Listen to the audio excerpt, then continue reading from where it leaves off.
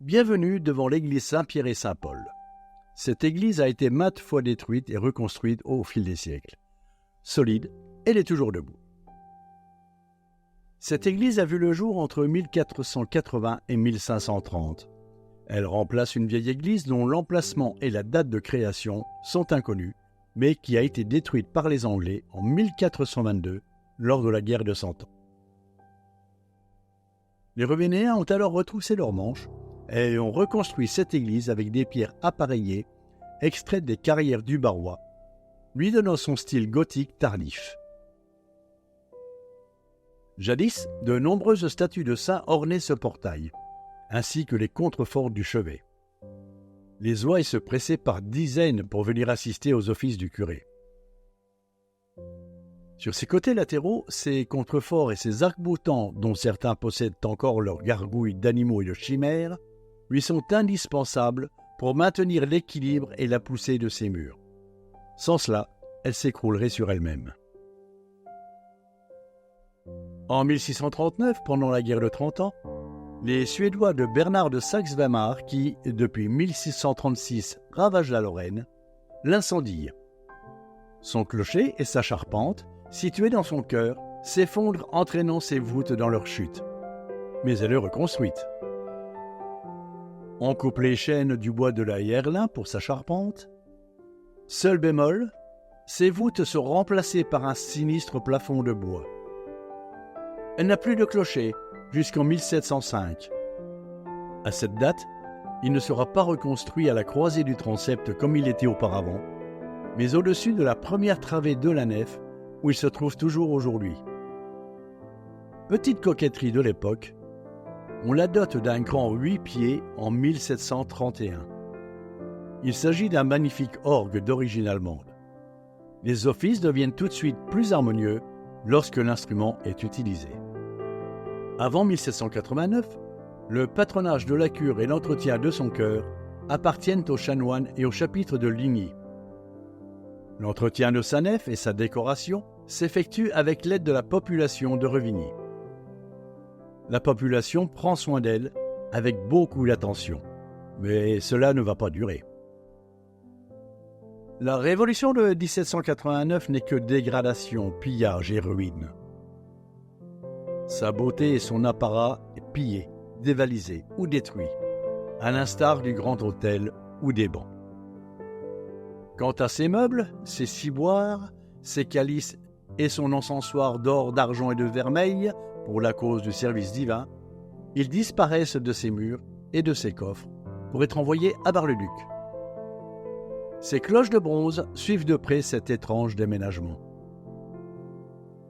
Privée de ses atours, de temple du culte, elle devient temple de la raison en 1793, année fatidique qui voit entre autres la destruction de la statue en bois de la Vierge à coups de hache, tandis que celle de son fils Jésus-Christ est en partie épargnée grâce à la volonté de quelques croyants. Le Concordat de 1801 lui permet de revenir à sa vocation première, celle de lieu de culte religieux. Sa toiture au-dessus de la nef est remaniée. Ses collatéraux sont remis en état et ses allées sont de nouveau pavées. Il lambrisse le chœur et modernise son orgue. Les Revigniens peuvent même l'entendre chanter et donner de la voix grâce à la nouvelle cloche dont on la part, tandis que le prêtre officie derrière le nouvel autel consacré à Saint-Joseph. En 1826, pour être placé sur cet autel, une statue de Saint-Nicolas avec ses attributs est achetée au sculpteur Crismant de Vitry-le-François. Elle côtoie les autels Saint-Joseph et Saint-Éloi.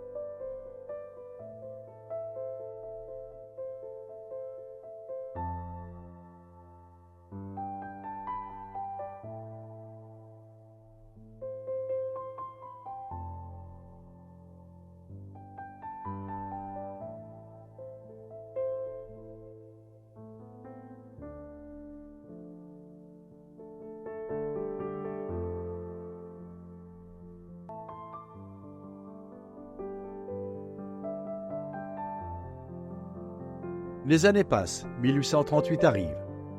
La modernité se met en marche. L'horloger de Revigny, M. Aubriot, pose une horloge donnant sur le sud de la ville. On l'équipe également de 3 timbres de sonnerie. Aujourd'hui, ce sont 4 cadrans qui sont fixés à son clocher. Chiffres et aiguilles sont en zinc. En 1852, elle commence à ressentir un peu les effets de l'âge. Des fissures apparaissent, ici et là. Elles sont autant de rides et de marques du temps sur son corps de pierre et de bois. Des tirants de fer dans ses murs sont alors posés. Son plafond de bois, qui date de 1705 et qui avait survécu à tous ces événements, menace à présent de s'effondrer.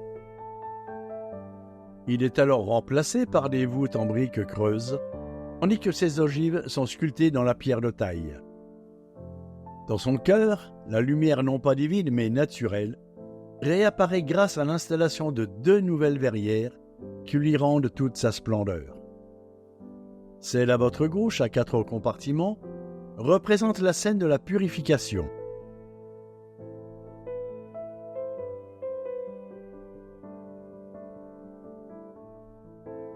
Et celle à votre droite, à 3 compartiments, représente Saint Vincent, prisonnier, consolé par les anges. Elles ont été posées par Maréchal, maître verrier à Metz.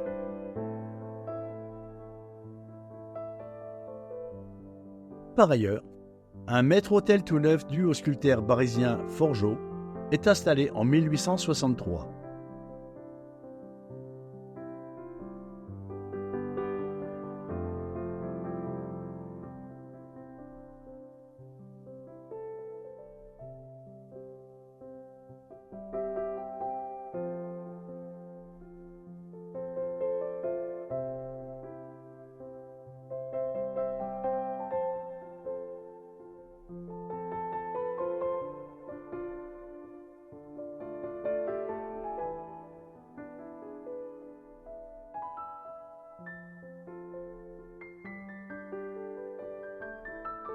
L'Église n'était pourtant pas au bout de ses peines. La Première Guerre mondiale, avec son cortège de terreur et de souffrance, n'épargne pas Revigny. 150 maisons y sont brûlées ou bombardées. Et encore une fois, elles se consument.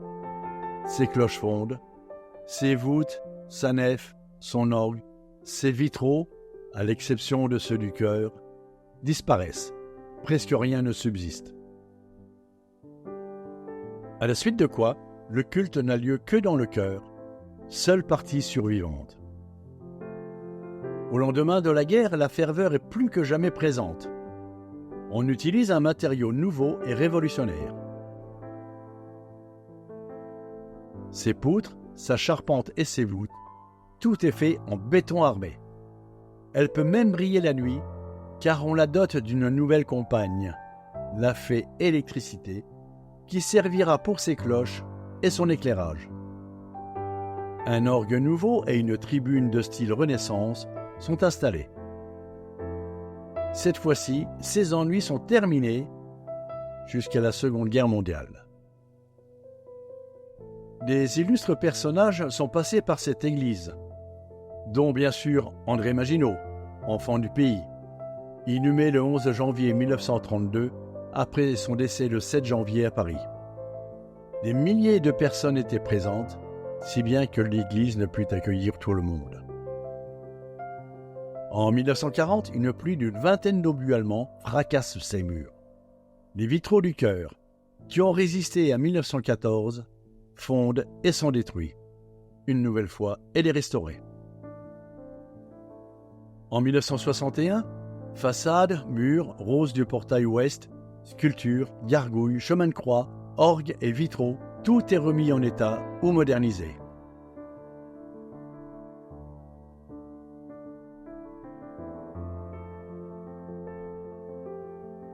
En 2023, une nouvelle campagne de restauration a vu le jour afin de restaurer sa charpente et son accès aux cloches. Telle est sa dernière restauration et telle fut sa vie, à l'image du monde des hommes. Chaotique, violente mais toujours pleine d'espoir et de recommencement.